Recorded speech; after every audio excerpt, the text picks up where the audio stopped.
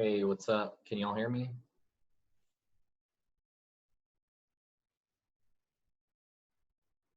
Hello? Hello. Hey, how's it going? Good, you? Good.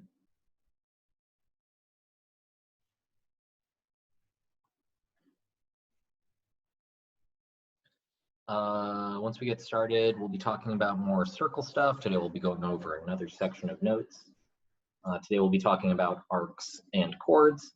Though I guess on most of this stuff, I've already talked a little bit about it. So I don't think there's that much new stuff in today's lecture.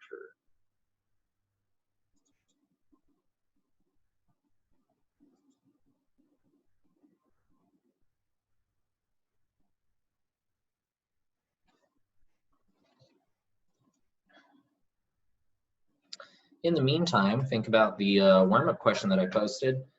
You walk east, and actually cardinal directions are always supposed to be capitalized. Should be a capital E. You walk east 0.0005 degrees of longitude. The Earth's radius is 3,958.8 miles. So based on that information, how far did you walk? It's actually a pretty straightforward question, especially if you had AP Human Geography. Should be easy to do. We'll get started in just about 3 minutes here. Wait, do you want an exact answer?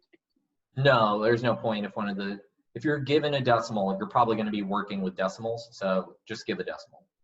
Okay.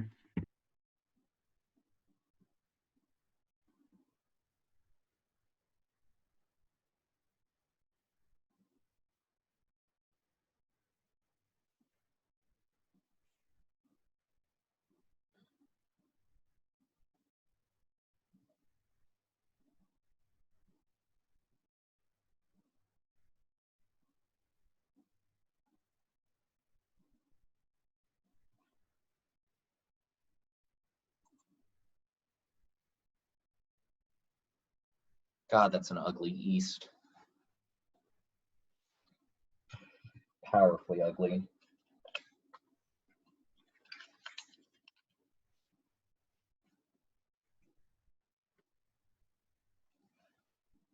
Give it 1 more minute and then we'll get started.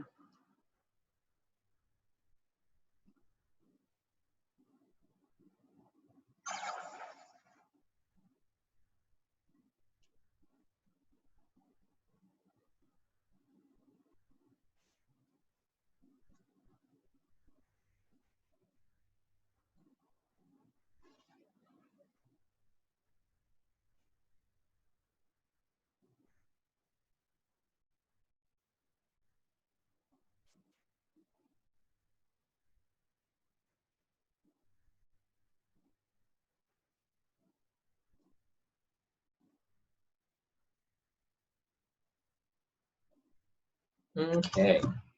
Let's go ahead and start today off with a video. And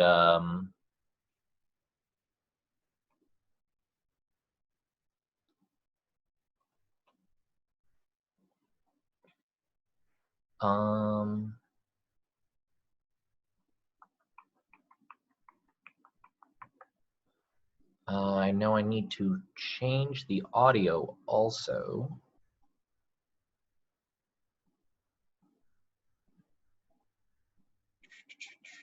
Wait, if I play this, can you guys hear the audio? No, we can't. No. No? No. Okay. Heck.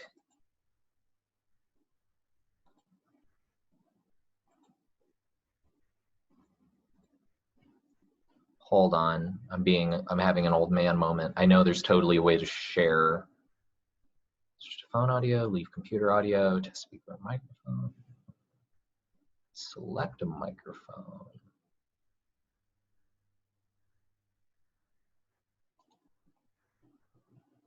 Oh. Okay, here we go. Okay, I figured it out. I'm a genius. I'm a master of computers. Earth. Good? Earth. Our home in the vast universe. The Earth's circumference is nearly 25,000 miles from start to finish. There are so many places on the Earth. how is it possible to precisely locate just one of them? For instance, what if I wanted to tell a friend the exact location of the Coronado Bridge in San Diego? It would be hard to describe, but give him the coordinates of the bridge and he should be able to find it quite easily. To find precise locations, parallels of latitude and meridians of longitude form an invisible grid over the Earth. Latitude. Lines of latitude, also known as parallels, circle the globe from east to west. These lines are all the same distance apart, about 69 miles. Each degree of latitude is separated into smaller pieces called minutes. There are 60 minutes in 1 degree. Similarly, each minute is divided into 60 seconds. The equator lies at 0 degrees, halfway in between the North and South poles. There are several other unique lines of latitude. The Tropic of Cancer lies at 23.5 degrees north, and the Tropic of Capricorn lies at 23.5 degrees south. The part of the Earth that lies between these lines is called the tropics. It's known for its hot temperatures, heavy rainfall, and dense jungle. The Arctic Circle lies at 66.5 degrees north, and the Antarctic Circle lies at 66.5 degrees south. The area of the Earth between these parallels and the tropics is characterized by 4 distinct seasons. Longitude. The lines that run north and south are called meridians of longitude. These lines are measured the same way as parallels of latitude using degrees, minutes, and seconds. However, unlike latitude, lines of longitude are not equidistant from each other. Meridians intersect at the north and south pole. 0 degrees longitude is called the prime meridian. It passes through the Royal Greenwich Observatory in Greenwich, England. Using latitude and longitude, the precise location of San Diego can be written as 32 degrees, 42 minutes, 54 seconds north latitude, 117 degrees, 9 minutes, 25 seconds west longitude. Parallels of latitude and meridians of longitude form an invisible grid over the Earth. This grid is measured in degrees, minutes, and seconds, and it allows us to pinpoint exact locations anywhere on the face of the Earth.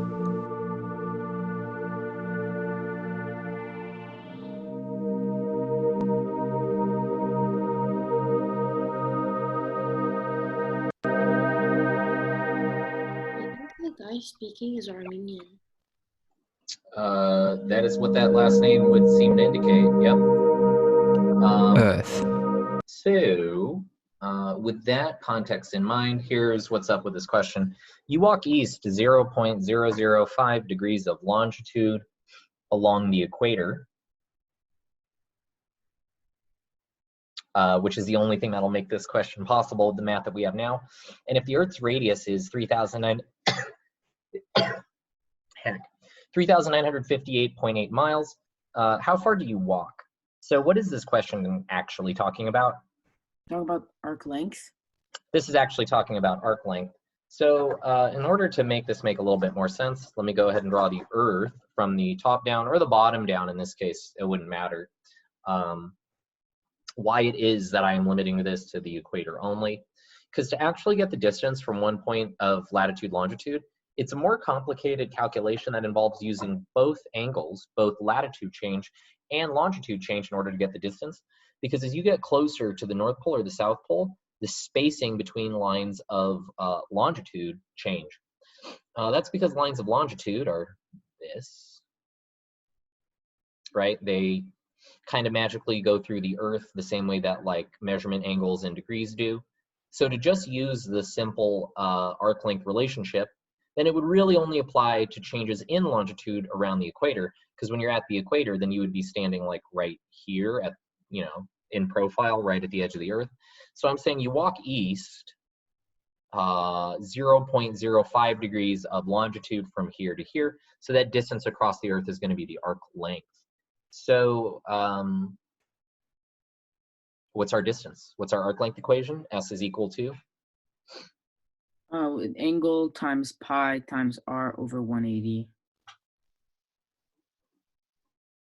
And so in this case, it's going to be equal to 0.0005 degrees divided by 180, then times pi, then times the Earth's radius.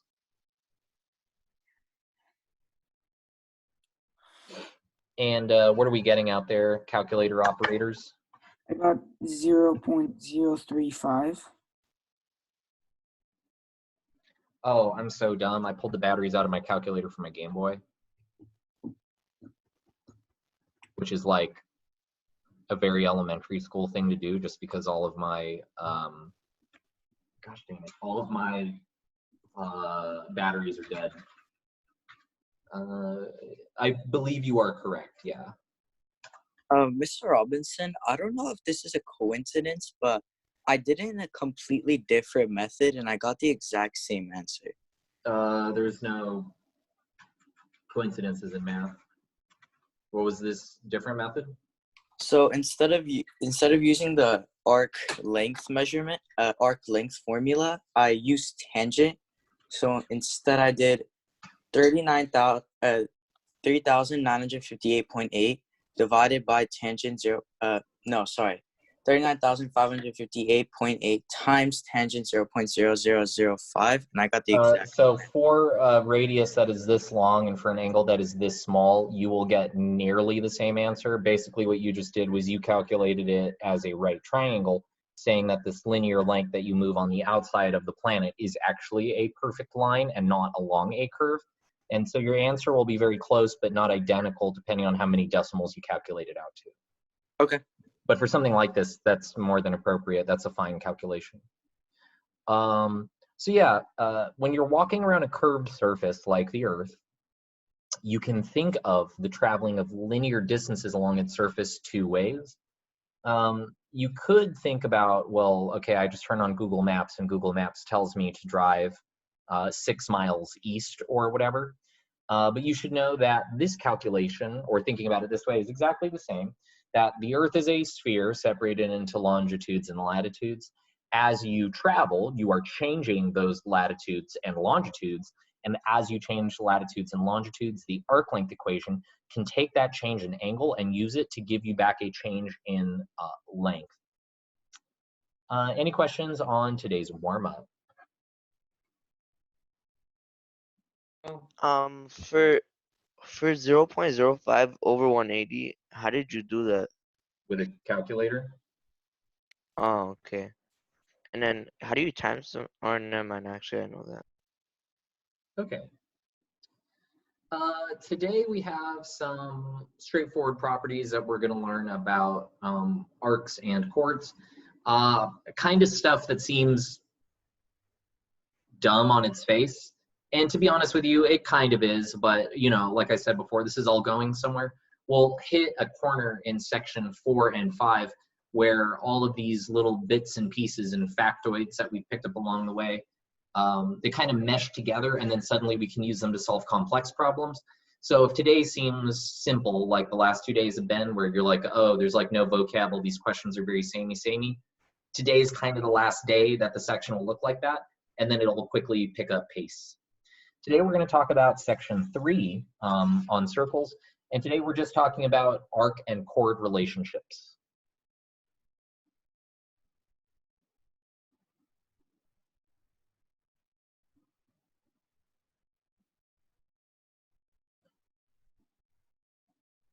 Mr. Robinson, is the mid-chapter quiz going to be on Friday? It's on the OWS. Okay. Okay. So today, when it comes to arcs and chord relationships, we already have definitions for both of these things. An arc is just some cut of the outside part of a circle. And when it comes to parameterizing that, we have a couple different ways we could talk about it. We could talk about the arc measure, or we could talk about the arc length. The arc measure is, of course, the angle that that arc would make if you drew lines from its endpoints to the center. That's our arc measurement. Whereas the arc length is the literal length on the outside of the circle that you would measure with a piece of string or whatever soft measuring device you have. So today when I was talking about the warm-up, the translation on the Earth, 0.0005 degrees of longitude change would be our arc measurement for how far you're traveling along the Earth, whereas the arc length would be 0.03 miles. However, because of the relationships between these two things, we have some different relationships that we could set down about the nature of arc measures and chords.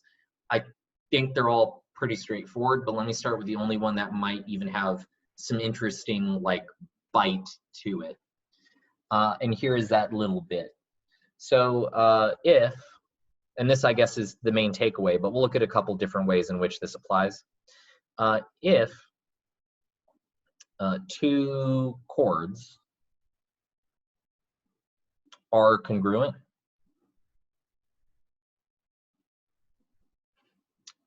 they're, I'm sorry, I'm missing a word here. They're intercepted.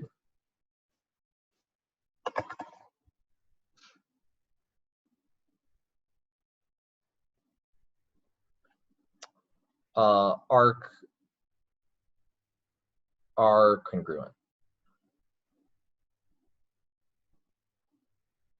If two chords are congruent, their intercepted arcs also have to be congruent. So let me show you what this means for us mathematically. We're going to start off today by drawing a circle. So if you have your compass, I would bust it out. I would also bust out a ruler if you have it.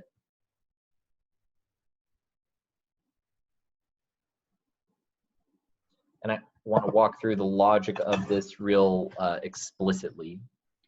So the first thing I'm going to do is I'm going to name the center of this circle, circle C. And I'm going to add a chord in here, and when I add this chord, I'm going to keep track of its length. So I'm going to put a 3.5 centimeter chord along my circle. And then somewhere else within the circle, I'm also going to place another 3.5 centimeter circle or chord.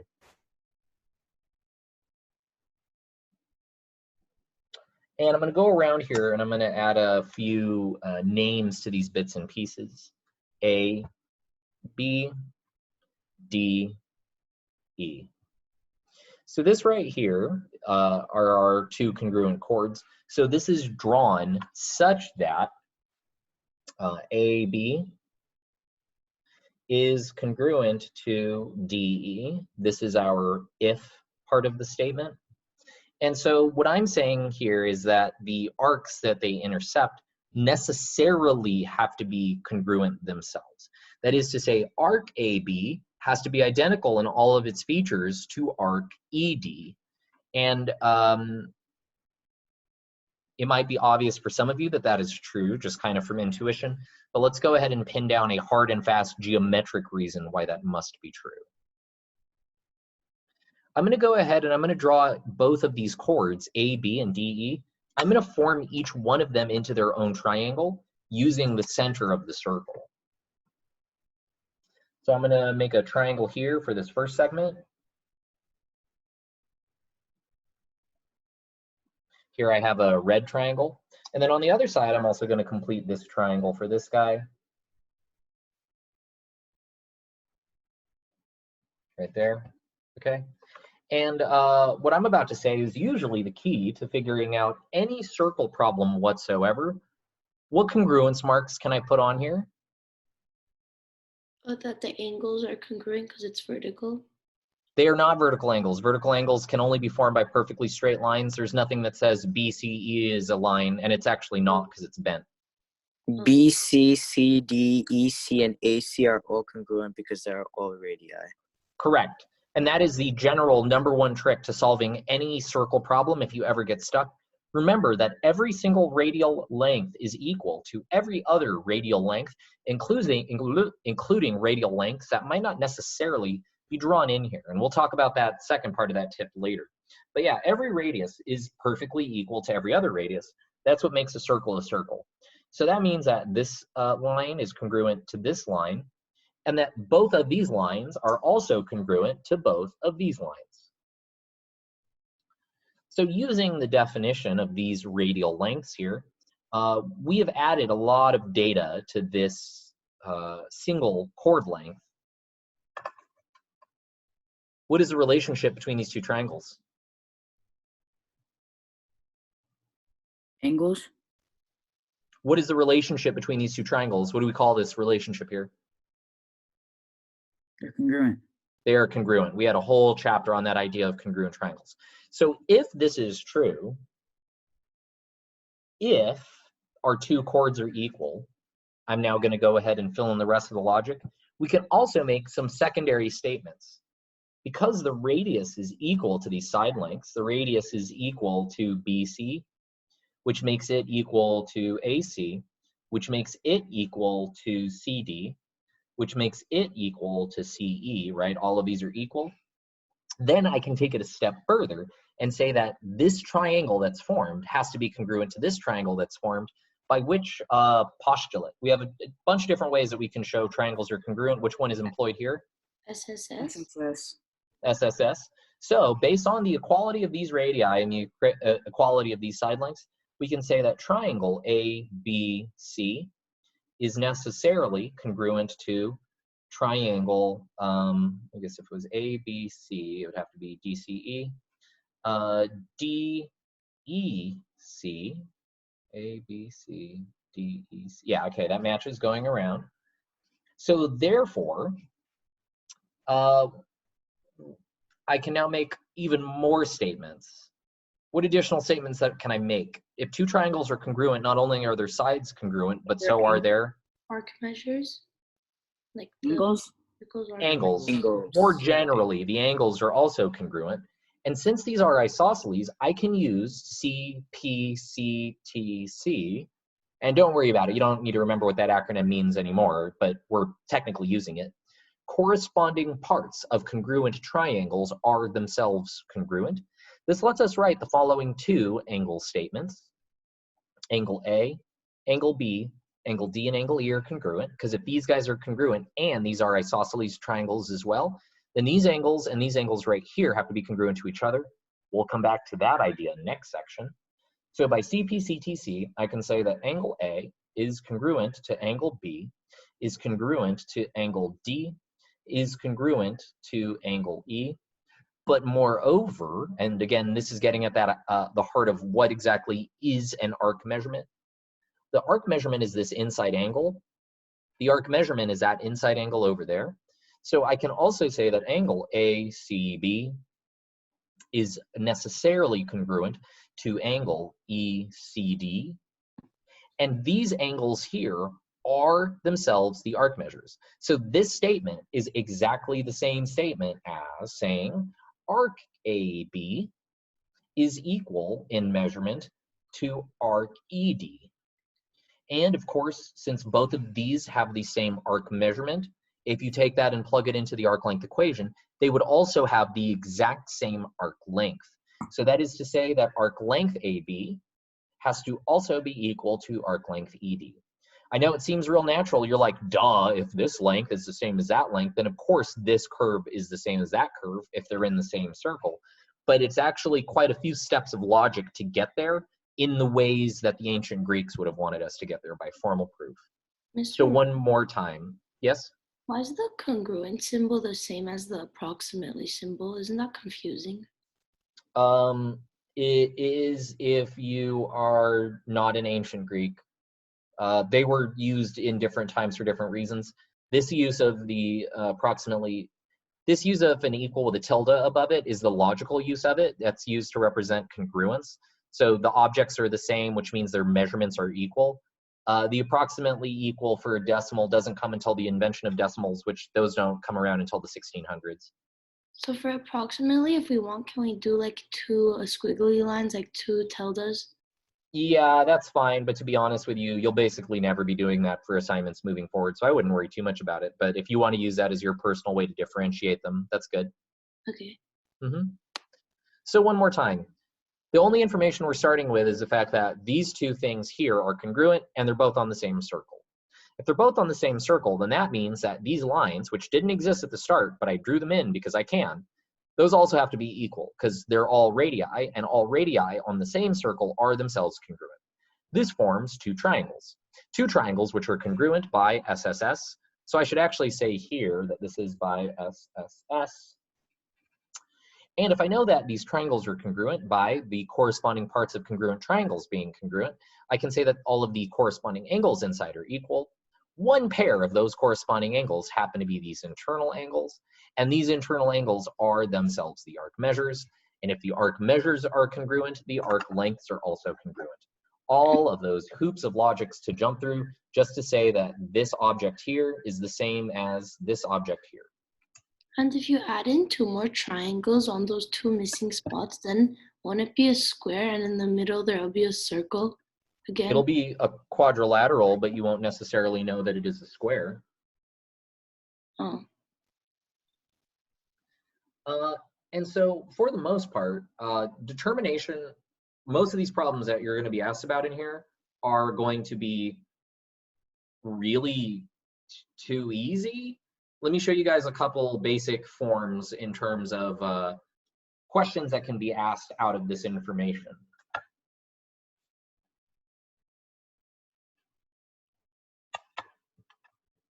We'll do 2 examples, and then I'll move on to the second factoid that we need to have control of today that will enable us to solve certain types of problems.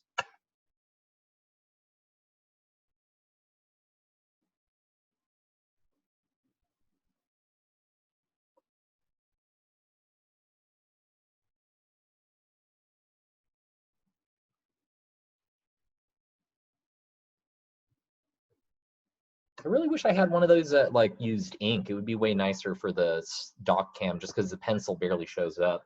That's why I go over it so many times. Okay, item number 1 here. Let's go ahead and say that this first circle is circle D. And here is the setup I have.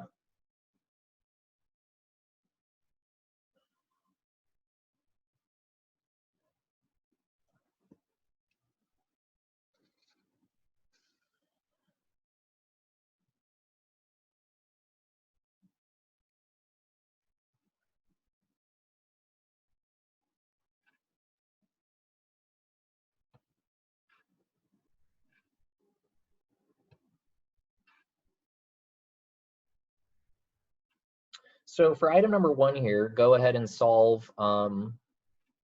for the measurement of arc AB. There is enough information to do that. I did that thing again where I reused a point. That's supposed to be a C. Yeah. And then item number 2 over here on the right, this is another kind of, I guess, simpler problem or whatever, the kinds of classics that come out of these sections.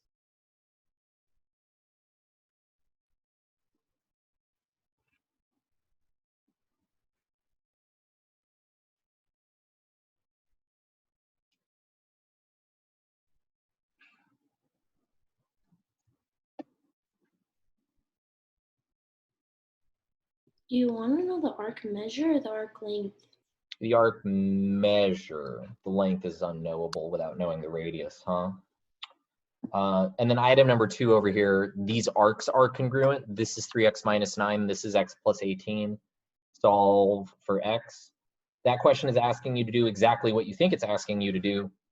This is such a straightforward fact that usually these questions are kind of plain and boring. I even think this one right here isn't even that tricky. And that's the tricky one.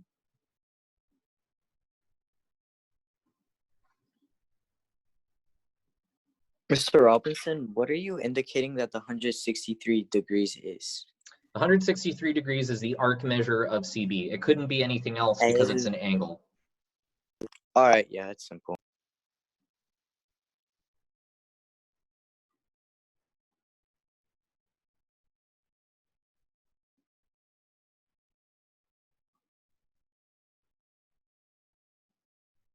Okay, so let's go ahead and run through this first one. So just a quick reminder, definition of arc measure.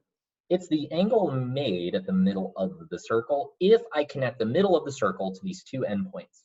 So by putting that angle measure on the outside there, what I'm saying is the arc measure of CB, the angle made if you connected it to the middle, this angle right here, that is the 163 degrees in question. Now, the chord spanning CB and the chord spanning CA are the same length. So what does this arc measure have to be? 163. 163. And here's the important bit. What do all of the arc measures in a circle, what do they all have to add up to? 360. Yeah, 360. So what's 163 times 2? 326. And then what's 360 minus that? 34. Good.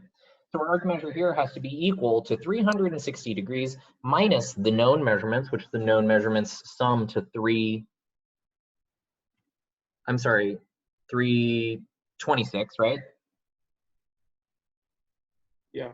And so the missing measurement, this arc here, would have to be 34 degrees. Is that first one okay? Yeah. That's a tricky one, and I think it's too easy. Here, we don't know what the radius of the circle is, but we still have enough to get the chord. If the chord measurement is equal, if the arc measurement is equal, guess what's true about the chord measurement? They're equal. They're also equal. So Yes, yeah, equal to each other. yep. 3x minus 9 must be equal to x plus 18 in length, and then the rest is plugging and chugging. So we'll subtract x, add 9, so that'll give us 2x is equal to 27. X is equal to 27 over 2. And plugging that into both sides would give us back some chord length, which is equal. Is it okay if we do like a decimal, but it's like 13.5? So it's like, No, you shouldn't do that. And we've talked about this a lot. If you are capable of writing an exact answered solution, write an exact answered solution and leave it that way. Wait, is it 13 and a half. No, don't write 13.5. Math teachers hate that for reasons that you don't understand yet. Any other questions on this item?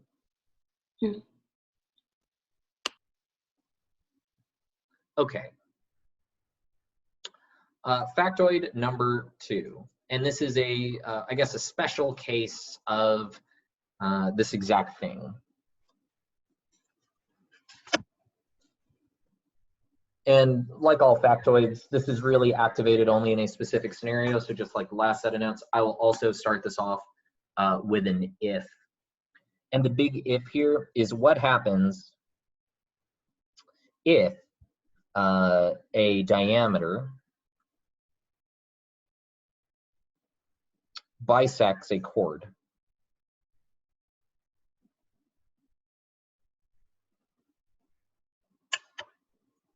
And so before I say the then part of the statement, let's go ahead and draw it.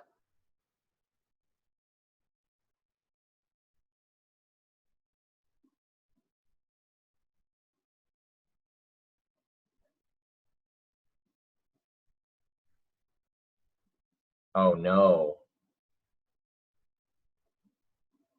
Oh God.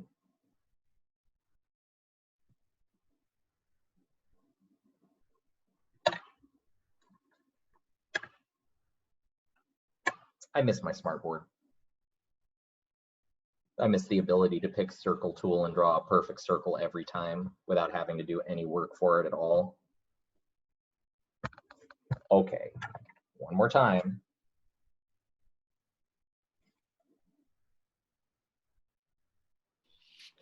Okay. First, I'm going to put in my diameter, which, as I've mentioned before, is the longest possible chord within a circle, right? Because if I were to shift it this way and draw another chord, this would be a little bit smaller. If I were to shift it this way and draw it, it would still be a little bit smaller. So a good technical definition of the diameter that we use inside of circles is that the diameter is just the longest chord possible. Now, if I wanted another chord, but I wanted that chord to be bisected by this diameter, I would need the amount of that chord on each side to be exactly the same. So let's say that I want the chord that I draw in to be 4 centimeters here. How much chord will be on each side of the line? 4 centimeters? I mean 2. 2, right? I want it to bisect it, which means that I want to put a 4 centimeter chord in this circle, but I therefore want 2 of that measurement to be on each side of it. Now, I need this chord to touch on both ends of the circle. And if I do that, I can do that right here. So I have 4 and I have 0 each on one side of the circle. And you'll notice the 2 is exactly in the middle. So this would be in the correct position, right?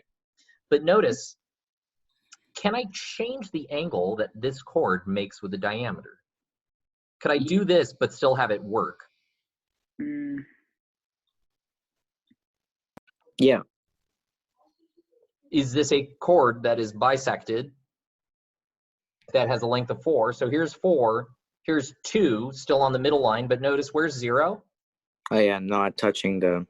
So you can't do it in this situation. Yeah, it's not touching on the other edge of the circle, so therefore this would not meet the requirements of my chord. So again, if I put the 2 on the diameter and I touch one side to the 4, the other side will touch to the 0, but this seems to be fixed in terms of its angle. If I tilt it one way, the 4 will touch and the 0 won't. If I tilt it the other way, I might be able to get the 0 to touch, but the 4 won't. So right here is one place where I can put a chord of length 4, which is bisected by the diameter. Isn't the diameter a chord anyways? The diameter is the longest chord possible within a circle. Oh. And I can also place a 4-centimeter chord on the opposite side, bisected by the diameter. But really, in terms of ways to achieve a chord of length 4, bisected by the diameter, those 2 positions are my only 2 options. And on top of that, it forms a special angle with the diameter itself. It makes a 90-degree angle necessarily, where I can't actually achieve this bisection without that 90-degree angle also being there. Wait, but it doesn't always form a 90-degree angle, correct? It always forms a 90-degree angle. So if a diameter bisects a chord, the chord and diameter are perpendicular. It must be this way. And this one is even harder to prove than the last one, even nastier. But again, you know, we'll go ahead and we'll run through it together. For this one, I'm going to give a slightly more hand-wavy one explanation, because the rules that we're going to appeal to, we would need about 8 or 9 rules in order to get through this one. Do you guys remember the section really well on special segments within triangles? Orthocenter, circumcenter, all of that stuff, because that's the stuff that's in play here. So here's why this is necessarily true, why there's basically no way around this. And to talk about it, I'm going to have to name a couple other points here. So I'm going to call that central point here D, and I guess technically points are supposed to be capital letters. Make that capital D, capital A, capital B, capital C, capital E. So both of these chords are the same length. So this is, and actually to do this, I don't even need, I don't even really need both triangles. I actually only need one. So I guess I should also name this point here where the chord bisects the diameter. I'll call that F. So when in doubt, what's the magical relationship within circles that helps make things like this solvable? What magic length is equal to itself that I can just add? The radius. Any radius is equal to any other radius on this circle, so name a radius for me.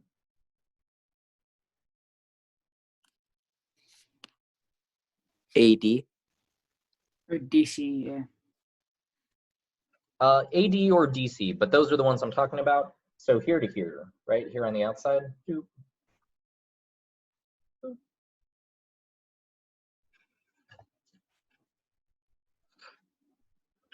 So yeah, this segment here has to be congruent to this segment here.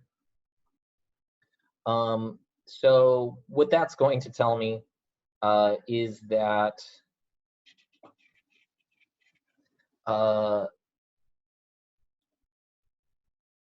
yeah, okay, yeah.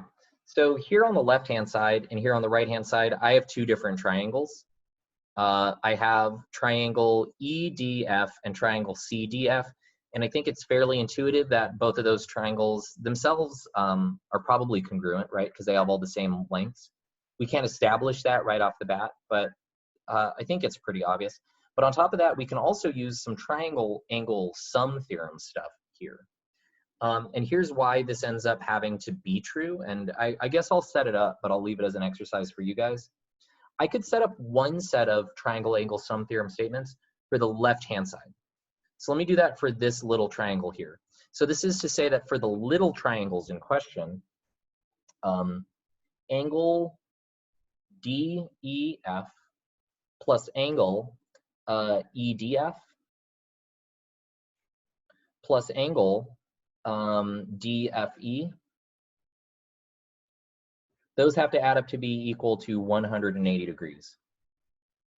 Is that okay? Mm-hmm. So this is just the left. On the right-hand side, I can make a nearly identical statement, except that will let me say that angle FDC, so this is right, angle FDC plus angle DCF plus angle CFD. That also has to add up to 180 because that's also a triangle. Is this okay? Yep. And now for the tricky part, talking about the total triangle. So in total, I can also say that FED, angle FED, plus angle FED, FCD, plus angle FCD, plus angle CDE. This is also equal to 180. So all I did was I wrote a triangle angle sum theorem for the left-hand side, triangle angle sum theorem for the right-hand side. And there's one more thing that we're going to have to take advantage of here. CDE, I can rewrite this as a sum of two other angles.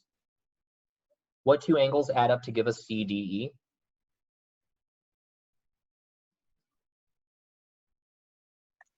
Angle FED and angle FCD. Say that one more time for me. Can you say that one more time?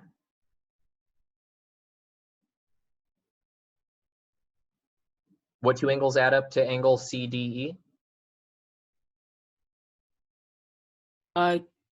Is it CDF? Uh-huh. CDF and EDF? Say that. The sum of these two angles, CDF and EDF, the sum of those two have to add up to angle CDE.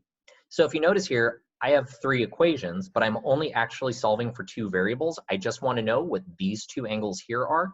And if you take these three statements and you do substitution and you mix them together, you are going to get two final statements out of this. You're going to get a potential statement, statement one, angle DFE plus angle DFE plus angle DFC, angle DFC. These guys add up to 180 degrees. And the other equation that you get out of these is that they are also equal. You get that angle DFE is congruent to angle DFC by similar triangles, because there's enough information here to show that these two triangles have to be similar, which shows that these two angles are corresponding. What is the only way to get two angles that both add up to 180 but are also equal to themselves? What makes this possible? Right triangles. Right angles. Each one has to be 90. You could even show it by substitution. Take this, plug it in here. You get 2 times DFE is equal to 90. So therefore, big takeaway from all of these triangle angle sum theorems and a bunch of substitutions later is that angle DFE plus angle DFC has to therefore be equal to 90 degrees. And of course, when each one of those is equal to 90 degrees, it lets us fix a hard and fast number on one value, which can be useful for solving all sorts of unknowns, or in some cases, taking it as an indicator that we should most likely be using the Pythagorean theorem But isn't DFC and DFE are both 90, so like it would add up to 180, no? It does, yeah. Oh, then why'd you write DFE plus DFC equals 90? Oh.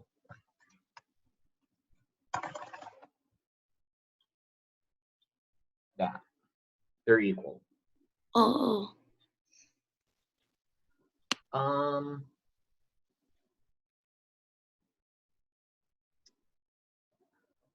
Okay. Let's see, how hard of a question do we want?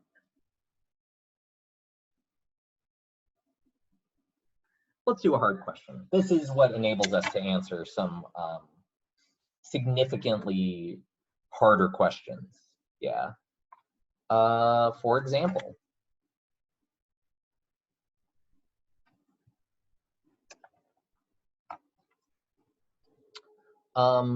let's say that I have a circle, so some circle of diameter 12 has a chord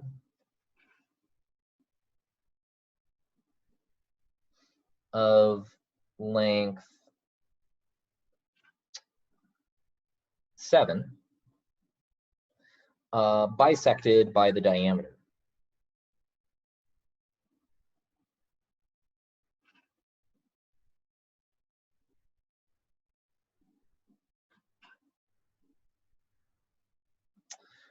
So based on this information and this information alone, what is the arc measure of that chord?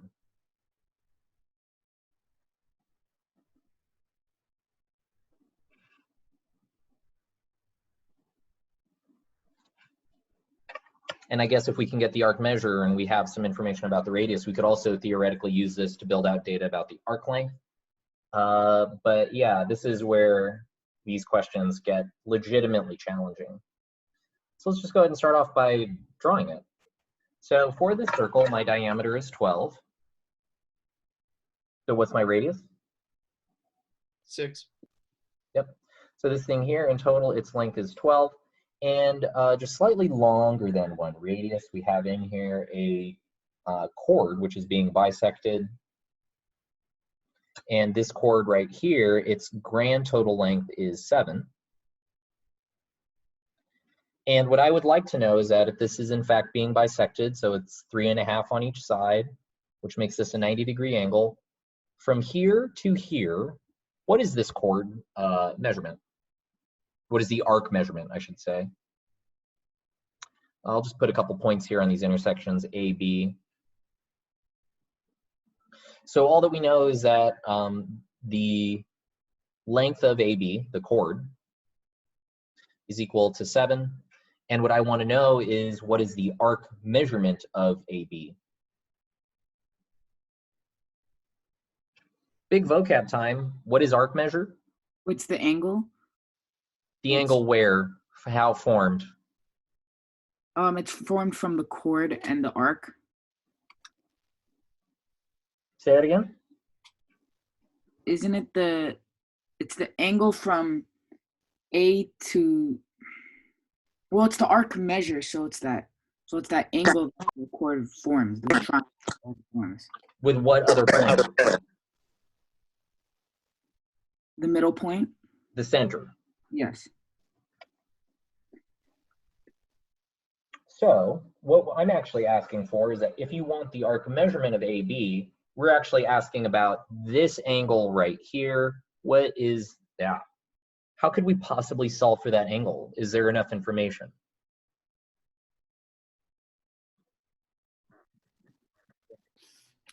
Yeah. I believe so. How? How is it that we could solve for that angle? Because if we know that all the sides are congruent and it is forming a triangle, that means each angle is going to be 60. So therefore that angle is 60. I don't think that that logic is precisely sound. Let's go ahead and take and we'll draw out this triangle over here to the side. and we'll fill out the data on it that we can. So just to zoom in on this triangle to get it outside of the circle, because sometimes that can be unnecessarily distracting. What I'm saying is that this is 7.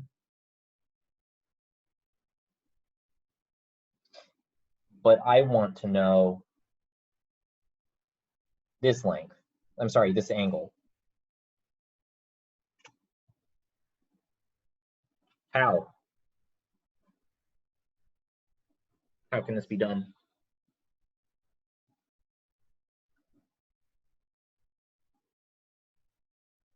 Again, what is the golden rule of I don't know how to solve this circle? What can we rely on being equal? Radii. What is the radius of this circle? 6. Can I now solve for theta? Mm-hmm. Yeah. By what principle? The law of cosines? We could get theta by the law of cosines. However, a lot of people dislike the law of cosines, so you should know that you can also get this by regular old SOHCAHTOA, and what enables us to solve this by regular old SOHCAHTOA principles is the fact that I know that this right here is a 90-degree angle. So here's what we're going to do. We're going to solve it both ways, and you should know that you can also solve it both ways. So number 1, the law of cosines way.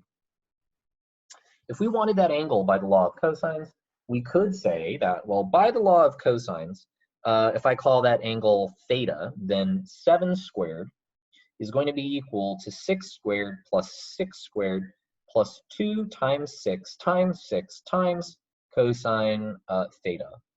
All that this is it's the law of cosines, but with 6 plugged in for A and B, and 7 plugged in for C. So let's go ahead and clean up all these numbers. 7 squared? 49.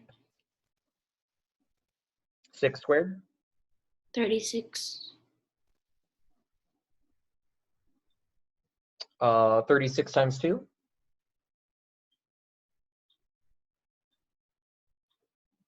Is it like 64? Yeah. No. 72. And now I'll subtract 72 from both sides. So what's 49 minus 72?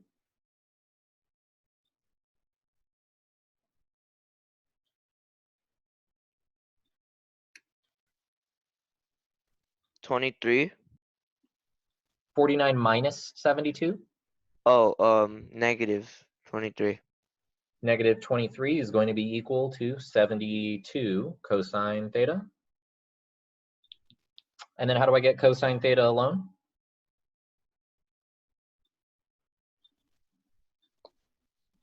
Can we divide by Inverse. Can, you have to. 72 and then do Yeah, it's inverse? not a matter of can divide by 72. You have to divide by 72. And then we hit both sides with the inverse cosine. So theta will be equal to inverse cosine of negative 23 over 72. And what are y'all getting out there is your arc measurement. Wait, let me plug it in.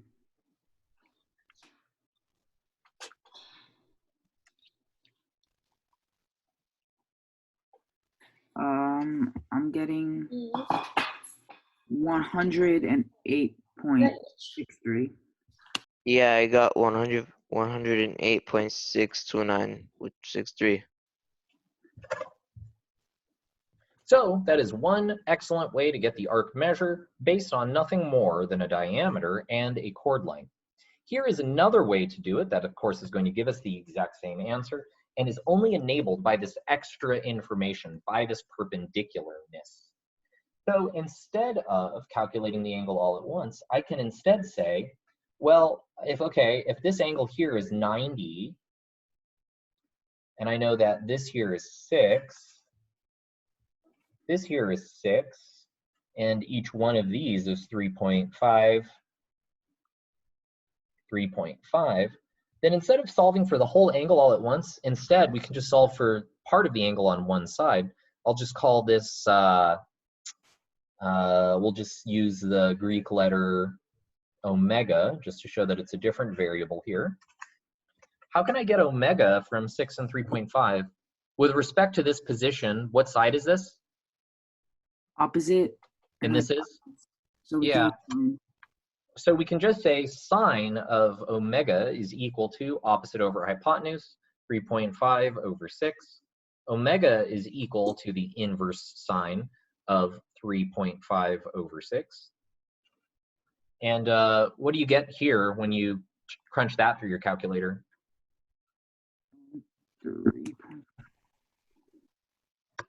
I get 35.69. You do? Yeah, you get 35.69. Yep.